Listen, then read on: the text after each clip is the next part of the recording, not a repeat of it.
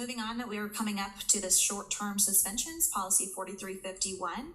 Ms. Bradford and I know we had a conversation about that. So if you want to lead the discussion on this, I'm happy to turn it over to you.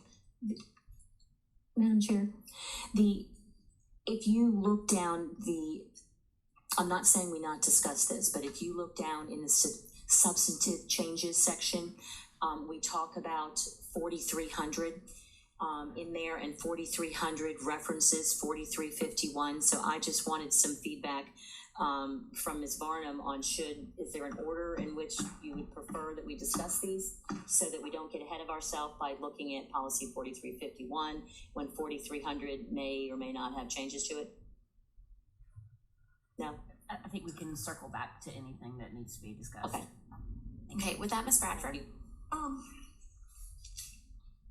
Page 30, C, 5. I've heard the parents and the public outcry about this, and they make sense. I know that if a kid gets called into the office to have a chat, they don't need the parent or the guardian there. But if they are under C, student rights during suspension, a big fat word suspension there, a parent or guardian should be there. I'm sorry, if you called me into the office for suspension, I'd want somebody with me, probably a lawyer. But to think that a child could do that on their own if they're under 18, it just doesn't work for me. They need that wisdom of a parent or guardian. So I'd like to see that added. But I'm not saying every time they get, a hall pass violation, I'm not saying that, but it seems to me that in this policy, it says student rights during the suspension. So I would like to see that 5. I don't think that came from me, but I like it.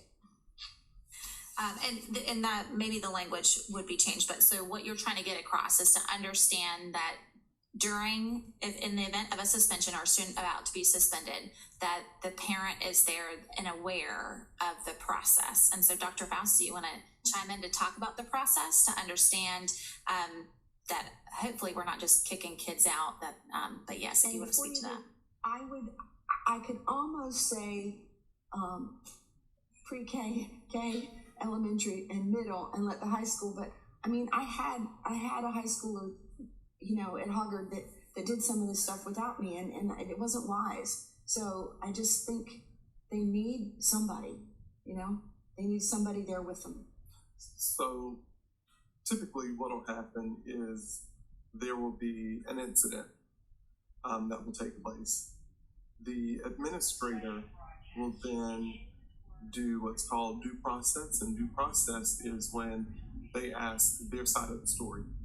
So in their side of the story, they are writing what happened, and then they're able to list witnesses. And so then what happens is the person who is doing the investigation, the administrator, then pulls those individuals that were listed in the due process from the person, and they will go get them and have them write their side of the story. And then after you get all of this paper, then you're looking to see which stories match up. And then if this story, they all match up to exactly what happened, then you're leading forward with, okay, now this is the policy that you have broken. So the policy comes from the board. And in the behavior, then they find, okay, where is it that in the student handbook, what violation was it?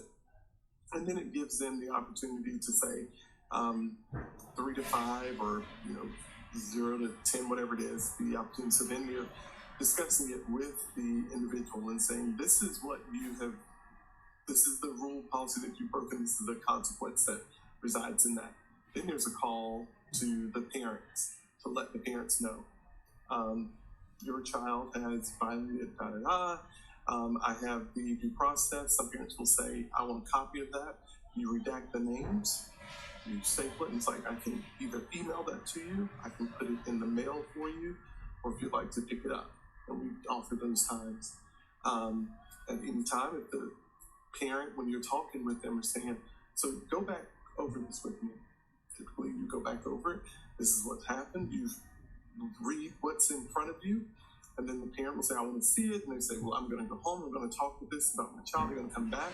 You're going to go back to this is what I had in front of me.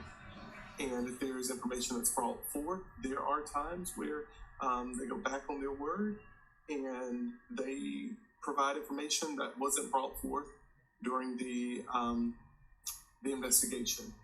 That's all considered. But if you say that every time you bring someone in because sometimes you don't know it's going to be a suspension. It doesn't always, it's like, that may be, okay, maybe that warrants in-school suspension, but then things may happen. It may be in your office and someone then gets up, pushes everything off your desk. And then you say, okay, I can't do anything until your parent gets here.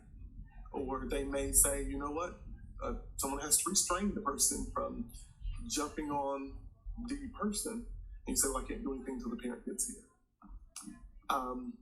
I understand what individuals are saying that they would love, but I think it's taken out of context when individuals are saying that a child may not feel suited to have a conversation. I don't know that we would be able to get everyone in to have a conversation with every time that a child has to be sent to alternative, or alternative meaning at home. You can't come back for these 3 days. So what do we do if they don't come? And I'm not asking you, I'm not looking specifically for the parent. They don't come. So then can you not move forward with the suspension? If they are saying that I can't get there until 6:00 p.m., are we expecting the school staff to wait? Because what I would expect is that school leaders are picking up the telephone and they're calling parents, and you're getting contact, or you've made attempts to make contact. There are often times where the number has changed. They don't call you back. They're at work. But I would want to know that there was contact made with an adult. And those are just, I think, probably tip of the iceberg. I'm sure that other administrators, we have two. Right, I was gonna say, not to put them on the spot, but we do have an elementary and a middle school, and also looking down to Ms. Bradford on D, notice to parent and guardian. This kind of echoes what Dr. Faust is saying that should be happening as far as the due process and the giving the notice. And so, how are you guys feeling after hearing the story and hearing the concern? Where are you landing on this, and what kind of feedback can you give to us? All right. Well, thank you. I think the age of the student has a big piece to play in this as well too. But I do agree wholeheartedly with everything that Dr. Faust said. My experience as a secondary high school and middle school principal, both settings. There are situations where, the suspension is under 10 days, where through the process of the investigation, it's determined that an out-of-school suspension is necessary. And you look at some of our high schools, most of our high schools, they're all 2,000 students or 1,500 students, which is a lot of kids. And so I think that making it a mandate that a parent has to be present prior to a short-term suspension is really going to slow down a lot of procedural processes for school administration. With that being said, I think that there's a lot that can take place through the investigation, through that due process. I think that having a formal process of when a situation is brought to administration, a disciplinary infraction, that they do have the due process fully intact and it is followed each time with the statement from the student, getting witness names, getting witness statements, so that when you do make that phone call to a parent, you have the information in front of you. You want to be able to, if you've made a decision with a parent, and keep in mind that I am a parent of 3 students in New Hanover County Schools as well too, so I'd like to do my due diligence before I make that phone call and be able to say to the parent, I've heard from your student, I've interviewed every witness that they've provided with me. based off board policy, the infraction of board policy, such and such, the suspension will be 2 days. And I typically will end the conversation with something along the lines of, if, your child brings something to your attention this evening that is different than what they've told me, please call me in the morning. One thing that I've always, I think it goes back to building relationships with parents and having that conversation. You have to make the difficult decision. No parent wants to hear that their child's being suspended out of school, and no administrator wants students to be out of school, right? We all want our kids in school each day learning, but there are disciplinary infractions that require short-term suspension. In an effort to build relationships, administrators can use other tactics as well too. Sometimes where you don't get a hold of a parent, you can always come off of a suspension. I might suspend a child for 3 days. That child might go home. That parent might call me in the morning and say, listen, I had a wonderful meeting with my child. They know they're in the wrong. They've never been in trouble before. Can we come meet with you? They come meet. I know that the parent and the school are on the same page. Then anytime you have a situation like that where there's some connection between the house and the school, you can come off of the suspension. You can say, okay, we let's bring them back today. Let's bring them back. I feel really good about this conversation. So there's a lot of tactics that can be used, but it's about following the due process, following the process you have in place for investigation, and then communicating with the house. But I do firmly believe that if we say that if as a school principal, I can't short-term suspend a child unless the parent is present in my office, it's really going to slow things down. And not that I want to expedite short-term suspensions, but I do believe that I think that there's processes that can take place that don't require a mandate of having a parent present, if that makes sense. Madam Chair, can I ask a question at this point? B talks about emergency suspension and it's short-term, and then C is suspension, but it doesn't say short-term or long-term. So is this can we separate those two things out? So it reads more clearly. Is this a misunderstanding on the public's part? And so can we make this more reflective of what actually happens in the disciplinary practices? Because to me, reading it, I don't see the difference. But it does say short-term right there under CA. But it should possibly. And committee members, I'd be happy to weigh in on that. So section B speaks to the pre-suspension rights of the student. So B those or are the D? things that must happen A. before. Is it A? Sorry, I'm looking at maybe the wrong one. Right, sorry, A. A speaks to the pre-suspension rights of a student. So these are the processes that must be followed before the student is suspended. C speaks to the student's rights during the suspension. In other words, the suspension has been imposed, the student is at home, and these are the student's rights during that time period, whether it's 1, 2, or 10 days. Maybe it just needs to be wording though. And so I'm thinking that we're talking about two different things, because the pre-suspension rights talks to the due diligence, right? Or the due process. And then B, I mean, there's nothing wrong with adding a line that says a parent must be present, but that's what we do anyway. So there's nothing wrong with adding that, right? Would it say a parent or guardian present? Because if you look at it to make sure that it follows the right grammar, must be provided with the following: a parent or guardian present at the meeting or appeal. And that's where we're talking about suspension. Mm-hmm. But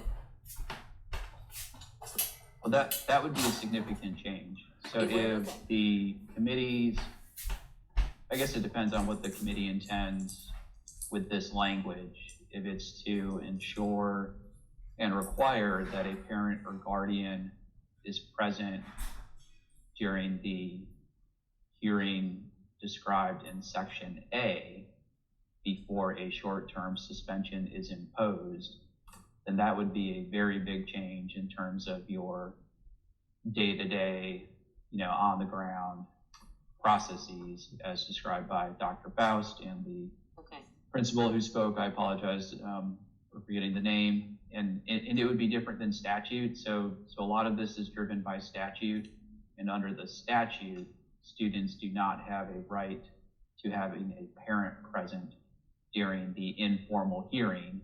which is really just the process that the Dr. Faust described, right? The meeting with the student, asking, for their side of the story, asking for witnesses, and doing that investigation work. And there's also no right under the statute to an appeal of a short-term suspension.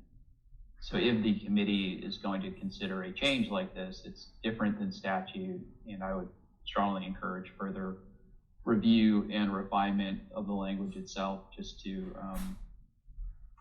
think through all the procedural issues that it might raise. But to the point that everyone else has spoken to, there's certainly notice, and the notice under Section D largely follows the notice requirements under the statute. And the new Hanover County notice requirements actually go a step further in that on the last page of the policy under Section D, the first, second, third paragraph states that a student will not be suspended prior to the end of the regular school day when reasonable efforts to contact the parents fail. That goes above and beyond statute. The way I read that, it means you're not sending a kid home during the day if you haven't been able to contact the parents, which maybe Dr. Faust can speak to that, or the principal. But that goes a bit beyond what the statute requires. So what he means there is you can't get in contact with a parent, but you go ahead and send them home, meaning that during the day and they walk home. That's not allowed. But it's also in letter D as in dog, the notice to the parent, states that an informal conference, if requested, should be held as soon as practical. So it's in there, which means that a parent can come, you call, you say, student is going to be suspended for 3 days, and you share what happened. They may say that I'm coming in to get them in the next 50 minutes. And there's a conference that takes place. That's an informal conference. Or I will be there in the morning. I can get there at 7:30. Would you be able to meet with me at that time? That's the conference time. So you're never negating an opportunity to have a conference with the parent. So it's in there that it's their right. Again, I'm not going to go back over what he was saying, what we were saying before. I've just seen it on sometimes where, not that this would ever happen here, that sometimes during that pre-hearing, the witnesses are sometimes interviewed by the parent, and you're having to separate everyone. You're not wanting them to see who's there, because then it's like you've got to get their parent involved. And so then you have a huge, and we don't mediate parents. And that sometimes does happen because tempers tend to rise, and not that it would ever happen here, but I've seen that happen before.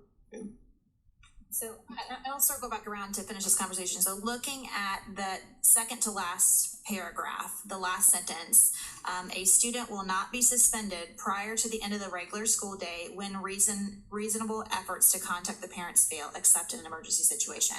So what this is saying is we are making efforts to interact with parents and not just contact. So I don't know if we can add contact or consult with parents, like a physical meeting. I don't know. I mean, contact, it could be phone or meeting, in my opinion, interpretation. But from what I'm gathering, Ms. Bradford, the conversation that we had of what you wanted to see in this policy, it looks like that is the intent of that last sentence, if I'm interpreting everything correctly. Did you have a question? I just think there's some misunderstanding.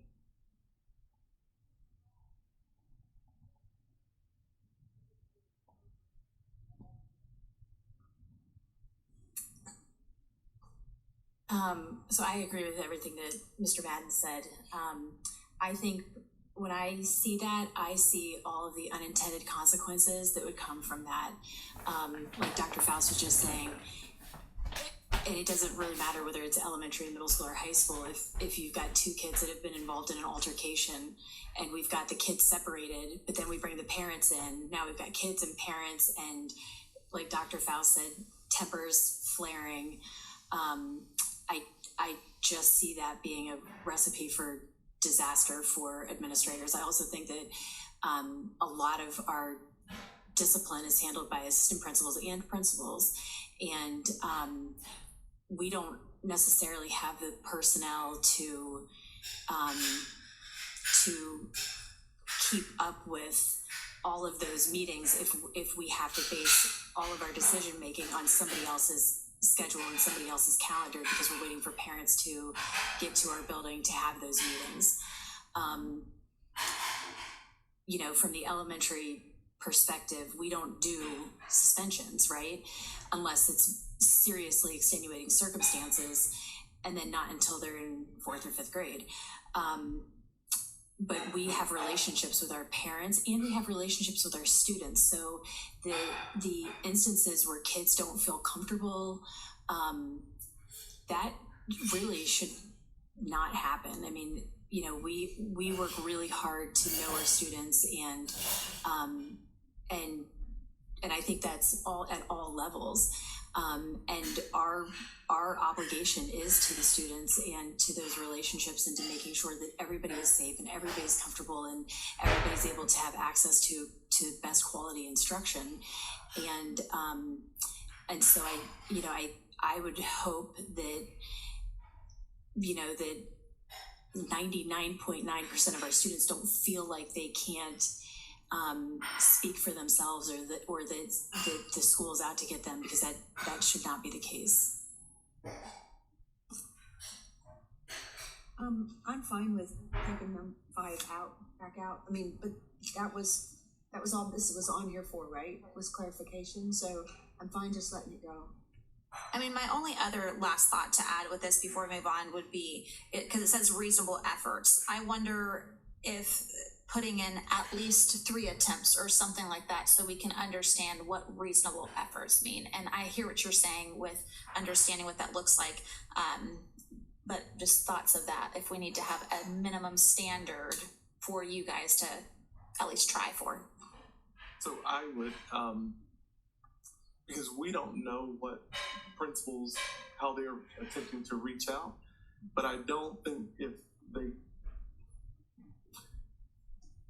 I'm going to say, just by the morals of being a school leader, having been a school leader, leaving messages on all of the contact lists when you're trying to find someone, and then you have the opportunity to send emails, and they may have text.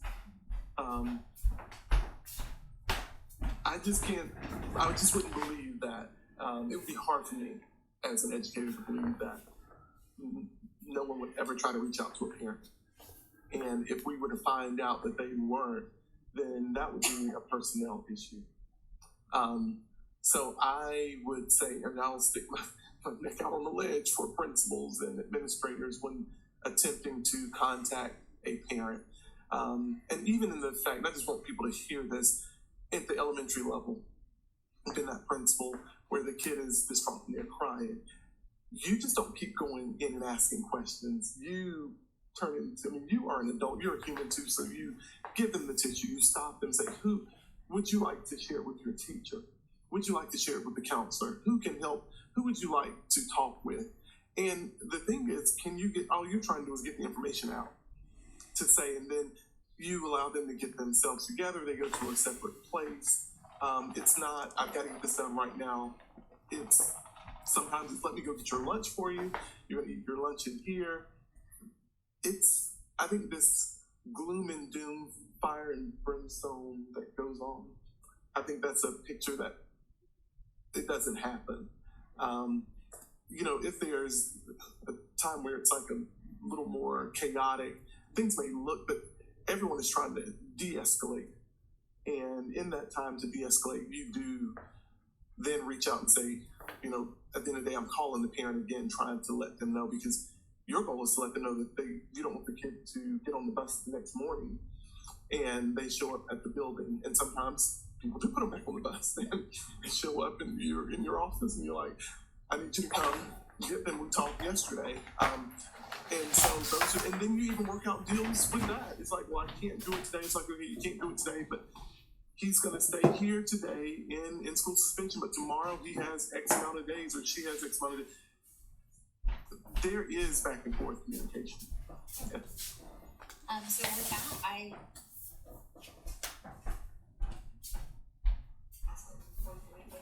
Second. I don't think we have to make a motion. We just drop the discussion.